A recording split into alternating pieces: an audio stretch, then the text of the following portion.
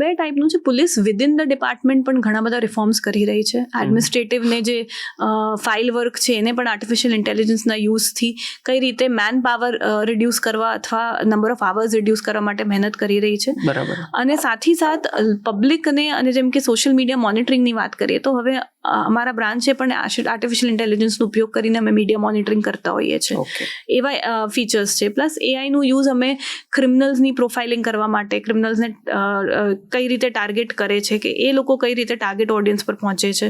Plus આપણે જોઈએ છે કે ઘણીવાર જે સીસીટીવી સર્વેલન્સ છે, સર્વેલન્સનામાં પણ એઆઈ અનેક કામનું છે. બરાબર. બિકોઝ ફેસ રેકગ્નિશન સિસ્ટમ્સ હોય છે, ક્રિમિનલની પ્રોફાઇલ્સ આપણે ઓલરેડી ડેટા સેટ હોય તો એ મેચ કરતું પ્રોફાઇલ્સ અમને મળી જતું હોય છે. બરાબર. ખાસ કરીને લો એન્ડ ઓર્ડરના જ્યારે ઇવેન્ટ્સ થતા હોય છે, જ્યારે વીવીઆઈપી વિઝિટ હોય કે રથયાત્રા છે કે એવા ફેસ્ટિવલ્સ હોય છે, તો ત્યારે આપણે એઆઈ સર્વેલન્સનું ઘણું યુઝ કરતા હોઈએ છીએ.